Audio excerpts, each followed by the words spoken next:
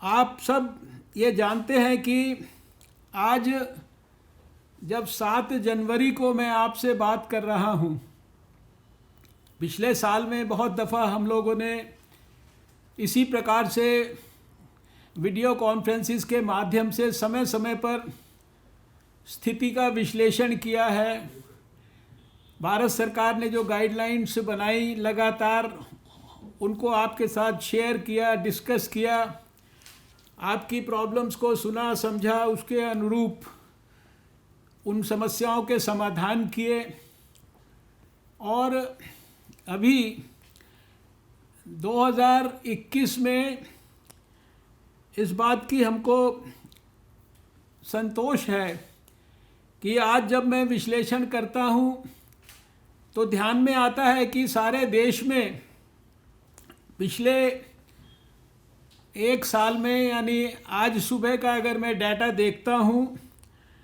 तो ध्यान में आता है कि 1,03,95,278 केसेस जो है सारे देश में हुए। लेकिन उससे भी ज़्यादा संतोष की बात यह है कि इन 1,03,00,000 केसेस में से आज सुबह तक 1,16,859 लोग, आप सबके, डॉक्टरों के, हमारे कोविड वॉरियर्स के, सभी के प्रयासों से वो ठीक होकर अपने अपने घर लौट गए।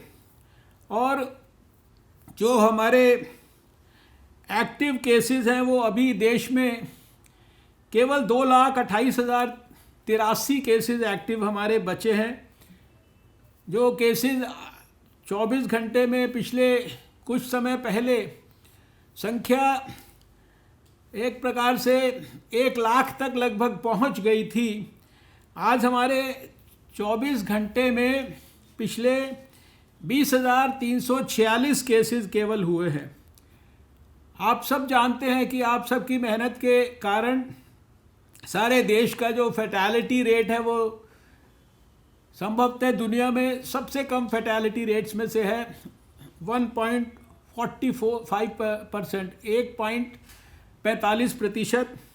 और रिकवरी रेट भी दुनिया के सबसे ज़्यादा रिकवरी रेट्स में से है, 96.36%।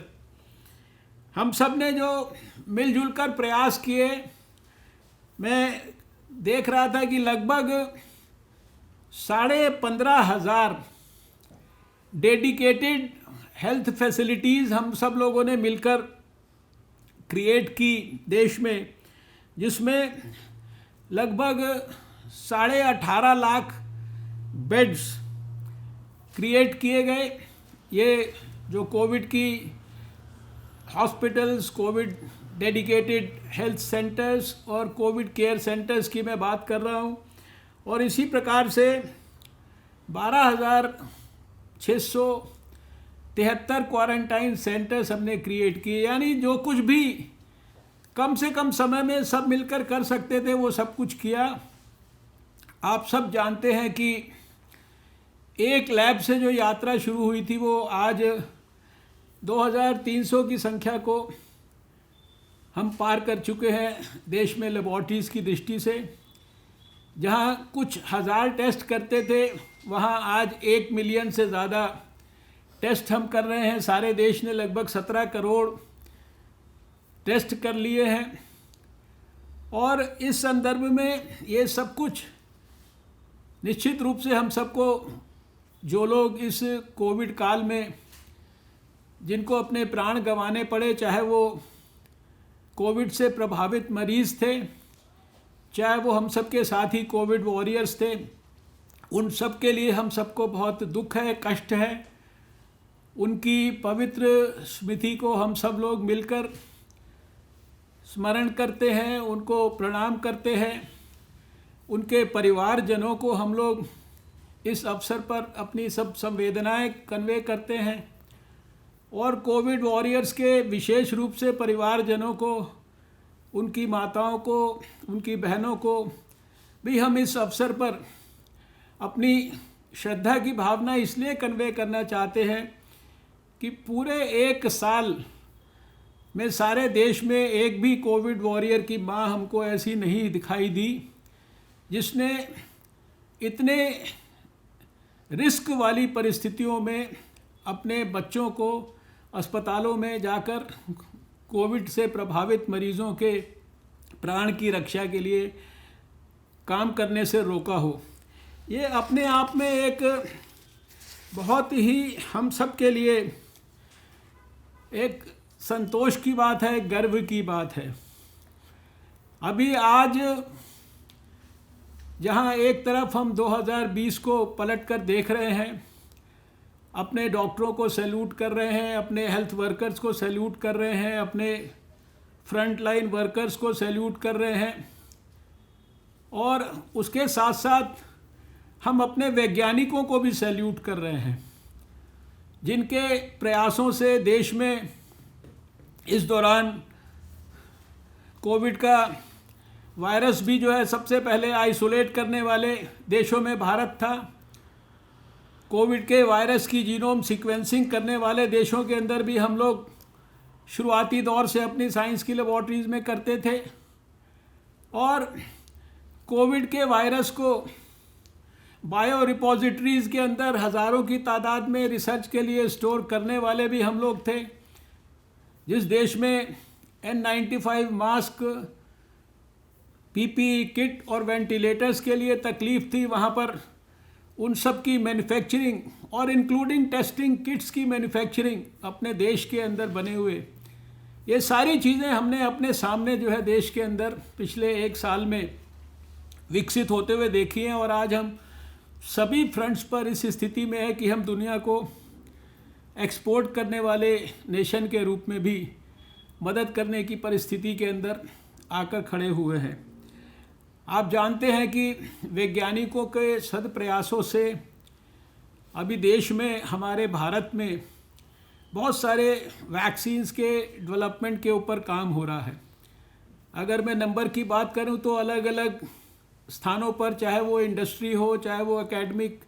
इंस्टीट्यूशंस हो, यूनिवर्सिटीज़ हो, वहाँ पर सब जगह पर मिलाकर करीब 30 जो है वैक्सीन के कैंडिडेट्स खाली भारत में हैं। और इसमें से 7 वैक्सीन कैंडिडेट ऐसे हैं जो क्लिनिकल ट्रायल्स और प्री क्लिनिकल ट्रायल्स के एडवांस फेजेस के अंदर है, और उसमें जो 2 वैक्सीन्स ऐसी हैं जिनके बारे में हम लोग जानते हैं, जिनके बारे में सारे देश ने जो घोषणा है उसको सुना है कि 2 हमारी वैक्सीन्स जो है उनको इमरजेंसी यूज़ ऑथराइजेशन मिल गया है, और उन वैक्सीन्स को देश की, समाज के लोगों की कोविड से सुरक्षा के लिए उन वैक्सीन्स का इस्तेमाल करने की स्टेज के अंदर हम सब लोग आज आकर खड़े हो गए हैं। और कुछ ही समय के बाद हम लोग यह सारी प्रक्रिया को शुरू करेंगे। आज की हमारी मीटिंग का जो प्रमुख उद्देश्य है, 2 एक्टिविटीज़ के बारे में विशेष रूप से आपके साथ चर्चा करना है। एक एक्टिविटी सारा देश मिलकर कल एक साथ करने वाला है देश के सभी डिस्ट्रिक्ट्स के अंदर, जिसको हम ड्राई रन का नाम दे रहे हैं। उसको हम अपना जब भी वैक्सीनेशन कोविड का शुरू होगा उसको उसकी मॉक एक्सरसाइज कह सकते हैं। और आप जानते हैं कि इस एक्सरसाइज को भी इस स्तर तक, 8 तारीख तक के स्तर तक लाने के लिए उसके पहले हम लोगों ने 29 और 30 दिसंबर को देश में 4 स्टेट्स में, पंजाब में, आंध्र प्रदेश में, गुजरात में और आसाम में, और वहाँ के 7 डिस्ट्रिक्ट्स के अंदर 5 सेशन साइट्स हर डिस्ट्रिक्ट में लेकर और 25 ऐसे बेनिफिशरीज़ जो कि उसमें मॉक एक्सरसाइज का केवल पार्ट थे, हमने सबसे पहले 4 स्टेट्स में ये ड्राई रन किया था, उन 4 स्टेट्स के अंदर जो कुछ भी हमें फीडबैक्स मिले, छोटे से लेकर और बड़े तक किसी भी रूप के, हालांकि बहुत मेजर कोई फीडबैक्स ऐसे नहीं मिले कि जिसमें हमने कोई इनकॉर्पोरेट करने के लिए दिक्कत हुई हो। आप जानते हैं कि वो सारे हमने फीडबैक्स को यहाँ कम से कम एक लगभग 150 पेज का एक गाइडलाइंस सारे देश को सर्कुलेट की गई हैं कोविड के वैक्सीनेशन के संदर्भ में। हमने उस फीडबैक के आधार पर उसमें भी इम्प्रूवमेंट्स किए और उसके बाद हमने 2 दिसंबर को, आप जानते हैं कि सभी स्टेट्स के अंदर और लगभग 125 डिस्ट्रिक्ट्स में 285 सेशन के साइट्स पर हमने फिर से एक ड्राई रन किया। वो सब में आप लोगों ने भाग लिया। ये उसी श्रृंखला में कल 8 तारीख को सारे देश के अंदर हम ड्राई रन कर रहे हैं, जिसमें केवल 3 स्टेट्स ऐसे हैं जो कि एक स्टेट शायद अपनी विशेष परिस्थिति के कारण उन्होंने आज किया है, एक स्टेट में जैसे हरियाणा, उत्तर प्रदेश और अरुणाचल प्रदेश को छोड़कर, जो कि पहले ही उन्होंने अपना काम किया जो डेट तय हुई उससे। और कल हम 33 स्थानों पर, 33 यानी स्टेट्स में और यूनियन टेरिटरीज़ के अंदर ये हमारी जो ड्राई रन है ये हम करने वाले हैं। इससे पहले कि मैं इस ड्राई रन के संदर्भ में कुछ चीज़ें, यद्यपि पिछले 4 महीने से सारी डिटेल्स आप सबके साथ शेयर की जा रही हैं, लेकिन आज विशेष रूप से मैं स्वास्थ्य मंत्रियों के साथ बातचीत इसलिए करना चाहता था कि स्वास्थ्य मंत्री यद्यपि सब चीज़ों से अवगत है, लेकिन अभी जब हम अपने वैक्सीनेशन की प्रक्रिया की तरफ फाइनल स्टेजेस में बढ़ रहे हैं, तो आप लोग भी अपनी व्यवस्था में सब चीज़ें नीचे तक बहुत विस्तार से मॉनिटर कर लें। और जो हम लोगों को लगता है कि शायद कुछ चीज़ें विशेष हैं जिनको कि विशेष रूप से स्वास्थ्य मंत्रियों के लेवल पर ध्यान देने की आवश्यकता है, वो निश्चित रूप से कर लें। उस विषय के ऊपर आगे बढ़ने से पहले मैं केवल एक प्रकार से, जैसे सभी के लिए, ये सारे देश के लोगों के लिए फोर वार्निंग है कि अभी हमने पिछले कुछ ही 2-3 दिनों में, विशेष रूप से कुछ दिनों में देखा है कि 3 स्थानों पर देश में, महाराष्ट्र में, केरल में और छत्तीसगढ़ में केसेस के नंबर में एक अचानक स्पाइक आया है। और ये एक प्रकार से हम सबको इस बात की वार्निंग भी देता है कि हम भले ही वैक्सीन के काम में जुट जाएं, लेकिन जो हमारी पहले दिन से 2020 में स्ट्रैटेजी रही है कि किसी भी कीमत पर हमें लैक्सिटी नहीं आने देनी है। जो हमारा टेस्टिंग से लेकर और ट्रैकिंग तक, और ट्रैकिंग से लेकर आइसोलेशन और ट्रीटमेंट, उस काम में जितनी हमने मुस्तैदी से उस काम को किया है, उसको हम कहीं पर भी पीछे ना छोड़ें, कमी ना उसमें छोड़ें। तो ये सिर्फ एक प्रकार से मैं आपके साथ थोड़ा सा शेयर करना चाहता था कि आप वहाँ से अपना ध्यान जो है उसको, किसी भी कीमत पर जो हम कोविड के ख़िलाफ़ जंग लड़ रहे हैं, जहाँ तक नए स्ट्रेन की बात है, नए स्ट्रेन के संदर्भ में आप जानते हैं कि पहले ही दिन से एक रणनीति बनाकर काम हो रहा है। हमारी जो लेबॉर्ट्रीज़, जहाँ पर हम अब 5% ऑफ ऑल द केसेस, उनको हम लोग जो है आने वाले समय में उनकी जीन सीक्वेंसिंग करने वाले हैं। और उस विषय पर भी जहाँ एक तरफ पैनी निगाह रखी गई है, आप सबका ध्यान में ओवरऑल स्ट्रैटेजी की ओर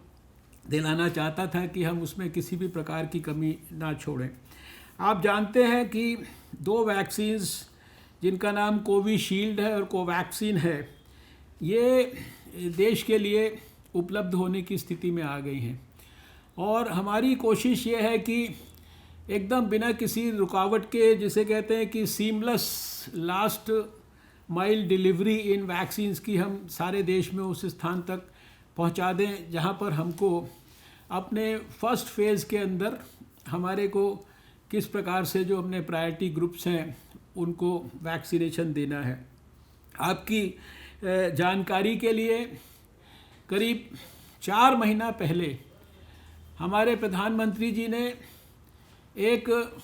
नेशनल एक्सपर्ट ग्रुप बनाया था वैक्सीन एडमिनिस्ट्रेशन के लिए, वैक्सीन डिलीवरी के लिए, वैक्सीन की स्ट्रैटेजी, वैक्सीन से जुड़े हुए सारे विषयों का निर्णय करने के लिए, सारे जगह से फीडबैक्स लेने के लिए, जिसमें डॉक्टर वी.के. पॉल और हमारे जो सेक्रेटरी हेल्थ हैं राजेश भूषण जी, ये हमारे जो है उसके एक्सपर्ट ग्रुप के को चेयर रहे हैं, को चेयर रहे हैं। और साथ में इसमें आप जानते हैं कि 5 हमारे देश के रीजन्स से 5 स्टेट्स के रिप्रेजेंटेटिव, सब रिलेटेड एक्सपर्ट्स, सारी रिलेटेड मिनिस्ट्रीज़ के एक्सपर्ट्स, और लगातार 4 महीने तक इस ग्रुप ने बहुत डिटेल में विस्तार से सारी चीज़ों के ऊपर निर्णय लिए हैं। और जो डिटेल जितनी भी गाइडलाइंस इत्यादि बनाई गई हैं, आपसे शेयर की गई हैं, देश भर में ट्रेनिंग्स की गई हैं, ये सारा हमारे उस ग्रुप के मार्गदर्शन में हमारे यूनियन हेल्थ मिनिस्ट्री के हमारे सीनियर ऑफिसर्स ने वो सारी की सारी चीज़ें उनको मॉनिटर किया है। और अभी हमारे को जैसा कि आप सब जानते हैं, क्योंकि वैक्सीन जिस भी मात्रा में देश में या दुनिया में बन रही है और उस मात्रा से सारे दुनिया या देश के सभी लोगों को एक साथ वैक्सीनेशन करना संभव नहीं है, इसलिए कुछ प्रायोरिटी ग्रुप्स किनको पहले वैक्सीन देना है ये तय किया गया है। और उसी कंटेक्स्ट में पहले हमारे फेज़ में हमने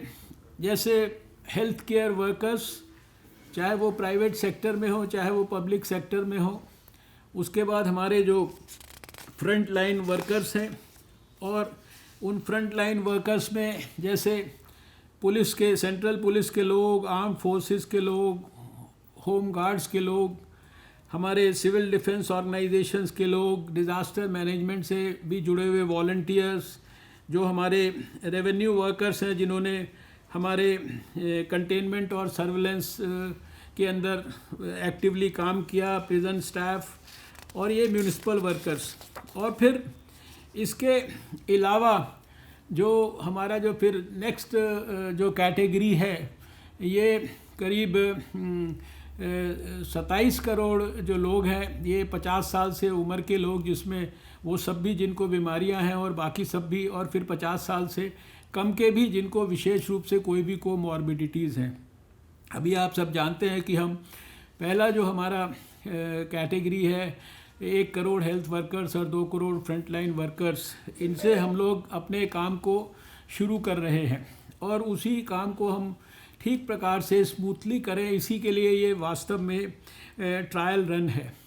आप सब ये भी अच्छी तरह से जानते हैं क्योंकि सभी लोग हेल्थ में काम कर रहे हैं। यहाँ आज हमारे साथ सभी देश के मिनिस्टर्स हैं, सभी हेल्थ सेक्रेटरीज़ हैं, और जैसा मुझे पता लगा है कि मिशन डायरेक्टर्स भी यहाँ पर हैं। और मेरे साथ यहाँ इस कमरे में राजेश भूषण हमारे यूनियन हेल्थ सेक्रेटरी हैं, 2 हमारे एडिशनल सेक्रेटरी वंदना गुर्रानी जी और डॉक्टर मनोहर अगनानी जी हैं यहाँ पर, और additional commissioner universal immunisation programme के doctor Mahesh Agrawal, doctor Pradeep Haldar, doctor Veena Dhawan और डॉक्टर इंदू ग्रेवाल, सब सीनियर ऑफिसर्स भारत सरकार के यहाँ मेरे साथ बैठे हैं। आप सबने, हम सब ने मिलकर देश में हमारे पास जो यूनिवर्सल इम्यूनाइजेशन प्रोग्राम है, जिसमें 12 टीके हम सारे देश को लगाते हैं लगातार निःशुल्क, उसका बहुत बड़ा अनुभव है। देश से हम लोगों ने पोलियो को समाप्त किया, उसके लिए हमने पिछले 2 दशकों में पोलियो के इम्यूनाइजेशन को एक साथ सारे देश में किया है। मीज़ल्स और रुबेला का इतना बड़ा कैंपेन हमने देश ने किया है। और इसके साथ साथ इस अवसर पर मैं ये भी कहना चाहता हूँ, आपको सबको कॉन्फिडेंस आपके पास पहले ही है कि हम बिना किसी भी ग्लिच के एक ग्लिच फ्री इलेक्शंस इस देश के अंदर आयोजित करते हैं, जिसमें कि एक बूथ लेवल तक हम सारी की सारी व्यवस्थाएं करते हैं। पिछले समय में आप ये भी जानते हैं कि लगातार देश में जो हमारा कोल्ड चेन का इक्विपमेंट है, यानी कि वैक्सीन को हमारे सेंट्रल सिस्टम से, वैक्सीन मैन्युफैक्चरर से हमारे रीजनल वैक्सीन स्टोर्स तक जाना, डिस्ट्रिक्ट तक जाना, नीचे प्राइमरी हेल्थ सेंटर सब जगह तक जाना, उसके लिए जितनी भी कोल्ड चेन की रिक्वायरमेंट और लॉजिस्टिक्स जो विशेष रूप से कोविड के कंटेक्स्ट में ज़रूरी है और जो हमारे पास पहले से उपलब्ध थी, और उसमें स्टेट्स के साथ कंसल्ट करके वो सारे जो गैप्स हैं उनको पिछले समय में हम लोगों ने पूरा किया है। उसके लिए जो जो चीज़ें खरीदनी थी वो सारे इक्विपमेंट्स कोल्ड चेन को, सारी व्यवस्था को स्ट्रेंथन करने के लिए किए गए हैं आपके साथ कंसल्टेशन करके। इसी के साथ साथ आप ये भी जानते हैं कि सारे देश में पिछले कुछ महीनों से एक डिटेल्ड ट्रेनिंग का प्रोग्राम चल रहा है, जिसमें नेशनल लेवल पर 2300 से ज़्यादा लोगों को ट्रेन किया गया। उसके बाद स्टेट लेवल की ट्रेनिंग्स, उसके बाद जो है डिस्ट्रिक्ट लेवल की ट्रेनिंग्स, नीचे लेवल तक जिन लोगों ने आखिर में वैक्सीनेशन देना है, हमारे वैक्सीनेशन से जुड़े हुए हमारे जो कार्यकर्ता हैं, साथी हैं, यानी हमारी जो हेल्थ की जो नीचे की टीम्स हैं, उन सब लोगों को भी करीब जो है ये ट्रेनिंग प्रोसेस कंटिन्यूसली चल रहा है। लेकिन सभी देश के डिस्ट्रिक्ट्स में ये प्रोसेस हो रहा है, और इसमें भी हम लोग आपसे आग्रह करना चाहते हैं, जहाँ भी किसी भी लेवल पे कोई भी ट्रेनिंग का काम अगर बाकी हो तो उसको जल्दी से जल्दी उसको पूरा कर लेना चाहिए। जो हेल्थ वर्कर्स का डाटा बनाने का जो काम स्टेट्स को दिया गया था वो भी काफ़ी बड़े पैमाने पर कंप्लीट हुआ है। जहाँ तक मुझे जानकारी है कि लगभग ये 2.30 लाख यानी 2,30,000 हेल्थ फैसिलिटीज़ का डिटेल्ड डाटा जो है वो अब तक जो है वो उपलब्ध कराया जा चुका है। और इस नाते इस अवसर पर मैं ये कहना चाहता हूँ कि अगर कुछ भी इस डाटा को भी और अपडेट करने के लिए आवश्यकता है तो वो अगले कुछ ही दिनों के अंदर हमारे सभी स्वास्थ्य मंत्रियों के व्यक्तिगत निरीक्षण में उस काम को भी जो है पूरा कर लेना चाहिए। मैं अभी क्योंकि डिटेल्ड एक प्रेजेंटेशन किया जाएगा तो जो हमारे वैक्सीनेशन साइट्स की डिटेल्स के बारे में और ज़्यादा चर्चा नहीं करूँगा, लेकिन विशेष रूप से एक बात को ज़रूर आग्रहपूर्वक कहना चाहूँगा कि यूनिवर्सल इम्यूनाइजेशन प्रोग्राम में भी हमारे कुछ सेट प्रोटोकॉल्स हैं कि अगर किसी भी वैक्सीन को लगाने पे कोई छोटा मोटा साइड इफ़ेक्ट भी होता है या कोई भी एडवर्स इवेंट होता है तो उन प्रोटोकॉल्स को फॉलो करके हम उसको प्रॉपरली हैंडल करते हैं। और इस कोविड के वैक्सीनेशन कैंपेन के लिए भी डिटेल्ड प्रोटोकॉल्स आपको सबको एडवाइज़ किए गए हैं कि आधा घंटा मान लीजिए ऑब्जर्वेशन में रखना है हर एक व्यक्ति जिसको इम्यूनाइजेशन दिया जाएगा। कोई अगर एडवर्स इवेंट फॉलोइंग इम्यूनाइजेशन होता है तो उसको उस इम्यूनाइजेशन साइट से हेल्थ फैसिलिटी में ट्रांसफ़र करने का जो पूरा मैकेनिज़्म है उसकी चिंता है, या जो वहाँ पर जो इमरजेंसी किट है उस किट में एड्रेनलिन है या दूसरी दवाइयाँ क्या क्या होनी चाहिए, ये सारी की सारी चीज़ें ये आपको सब बताई गई हैं। इनको विशेष रूप से हम चाहते हैं कि स्वास्थ्य मंत्री लोग इनके ऊपर विशेष रूप से और ख़ासकर जो टास्क फोर्स और स्टीयरिंग कमेटीज़ स्टेट लेवल पर और जो डिस्ट्रिक्ट लेवल पर और नीचे ब्लॉक लेवल तक बनाई गई हैं, और जिसके अंदर जो साथ में कहा गया है कि NGOs का जो रोल है उसको हम विशेष रूप से ज़रा स्ट्रेंथन कर लें। ये बहुत तरह की मिस इन्फॉर्मेशंस, अफवाहें, गलत तरीके से हमारी जो सारी चीज़ों को प्रचार करने का भी एक प्रकार से दुष्प्रयास सारे देश में चल रहा है, थोड़ा बहुत चल सकता है। इसलिए आप सब के व्यक्तिगत निरीक्षण में जो मास मीडिया, मिड मीडिया या सोशल मीडिया सब चीज़ों का और सब प्रकार के कम्युनिकेशन के टूल्स का इस्तेमाल करके आप सब इसको सुनिश्चित करें कि कोई भी मिस इन्फॉर्मेशन कैंपेन किसी भी कीमत पर सफल नहीं होना चाहिए। आपके पास इतनी ज़्यादा detailed positive information sir knowledge और जानकारियाँ हैं कि आप उनको डिसमिनेट करें। सुझाव के रूप में सिर्फ ध्यान दिलाना चाहता हूं कि हमें अपने बेनिफिशरीज़ को मोबिलाइज़ करने के लिए भी वॉलंटियर्स की ज़रूरत होगी, जिसके लिए मैंने NGOs की चर्चा की, लेकिन इसमें विशेष रूप से जो हमारे नौजवान हैं, यूथ हैं, NCC, नेहरू युवा केंद्र संगठन या नेशनल सर्विस स्कीम, NSS, इनके लोगों को हम जो है इन्वॉल्व कर सकते हैं। अभी जो पहला विषय है वो ये था जो हमारा कोविड वैक्सीनेशन से जुड़ा है। इसी के साथ एक दूसरा बहुत महत्वपूर्ण विषय, शायद उसके लिए हम दोबारा इतने नज़दीक से नहीं मिल पाएंगे, वो है 17 जनवरी को हमें सारे देश में एक साथ मिलकर पोलियो के ख़िलाफ़ जो हम नेशनल इम्यूनाइजेशन डेज़ इस्तेमाल करते थे, जिसमें सारे देश के हर 5 साल से छोटे बच्चे को एक साथ हम 2 बूंद पोलियो की, ओरल पोलियो वैक्सीन की देते थे, वो 17 जनवरी को सारे देश में होना है। इसके संदर्भ में मुझे इतना कहना है कि आप जानते हैं कि दुनिया के भारत समेत अधिकांश देश पोलियो मुक्त हो चुके हैं। भारत को और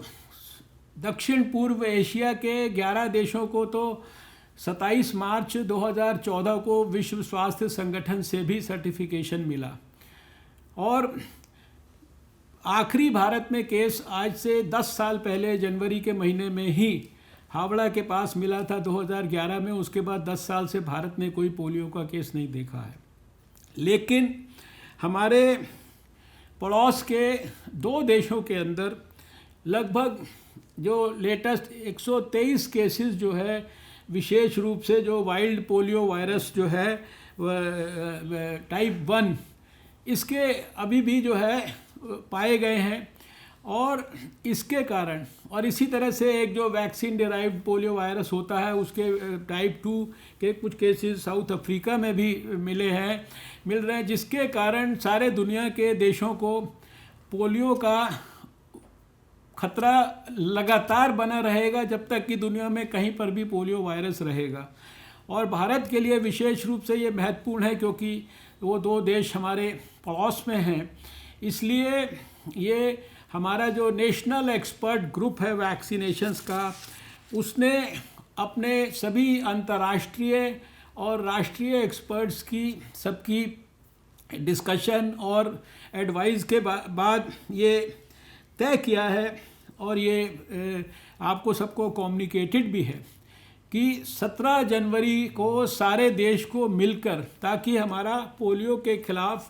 हमारे देश का जो इम्यूनिटी लेवल है वो एक बार दोबारा से हम स्ट्रेंथन करके रखें, ताकि किसी भी बाहर से आने वाले ख़तरे का, पोलियो वायरस के, हमारा देश अच्छी तरह से सामना कर पाए। तो 17 जनवरी को ये नेशनल इम्यूनाइजेशन डे होगा। और जैसा अब तक आप जानते ही हैं कि पहले दिन वो पोलियो केंद्र पर बच्चों को लेके माँ आती है, और फिर अगले 2 दिन उसमें जो लेफ़्ट आउट बच्चे होते हैं उनके घर में जाकर उनको ढूंढकर वैक्सीनेशन देना होता है। तो आपसे ये अनुरोध है कि जहाँ एक तरफ आप कोविड की तैयारियों में लगे हैं, कोविड के वैक्सीनेशन के लिए ड्राई रन कर रहे हैं, अपने अपने सेंटर्स को सुनिश्चित कर रहे हैं, स्ट्रेंथन कर रहे हैं, उसी के साथ साथ आप ये 17 तारीख के लिए national immunisation day for polio vaccination की जो तैयारी है, इसमें किसी भी प्रकार की कोई आप कमी ना छोड़ें, कोताही इसमें किसी भी प्रकार की किसी भी लेवल पर ना हो। और अदरवाइज़ भी कोविड के कारण जो हमारे रूटीन इम्यूनाइजेशन की सर्विसेज हैं, नॉन कोविड सर्विसेज हैं, वो किसी भी रूप से प्रभावित ना हो, इसके बारे में आप सब हमारे स्वास्थ्य मंत्री लोग अपने सभी अधिकारियों के साथ मिलकर इसकी गहराई से, गंभीरता से तैयारियां और देख रेख आप कर ही रहे होंगे। मुझे पूरा विश्वास है कोविड के इम्यूनाइजेशन को भी उसी प्रकार से हमें एक जन आंदोलन बनाना है, जो कि बराबर हमारे प्रधानमंत्री जी ने हमें हमेशा मार्गदर्शन किया है, प्रोत्साहित किया है। जिस प्रकार से हमने पहले पोलियो के खिलाफ जंग को जीतने के लिए भारत ने किया। तो मैं इन शब्दों के साथ अभी आप सबके सामने हमारे जो डिपार्टमेंट के एक additional secretary doctor Manohar Agnani, वो ऐसे आईएएस ऑफिसर है, पेशे से डॉक्टर भी हैं, और इस जो कोविड के वैक्सीनेशन कैंपेन के लिए सारे देश के लिए वो हमारे मिनिस्ट्री की तरफ से एक प्रकार से नोडल ऑफिसर हैं। आपको कोई भी उससे संबंधित कोई इश्यूज़ होंगे, बात होगी, कोई आपको कम्युनिकेशन करना हो, तो हमारे मिनिस्ट्री में हमें बोलना हो भाई एक ऑफिसर इनसे आपको कम्युनिकेट करना है, तो वो डॉक्टर मनोहर अगनानी हैं जो एडिशनल सेक्रेटरी हैं। मैं अभी उनसे ये निवेदन करूँगा कि वो एक संक्षिप्त में एक आपके सामने प्रेजेंटेशन रखेंगे, जिसके कारण आपको सारी चीज़ों का अच्छी तरह से ध्यान भी आ जाएगा, और उन बातों को हम चाहते हैं आपके साथ अगले कुछ दिन और विशेषकर कल के ड्राई रन में आप उनके ऊपर फोकस करें। तो मैं डॉक्टर मनोहर अगनानी से रिक्वेस्ट करूंगा,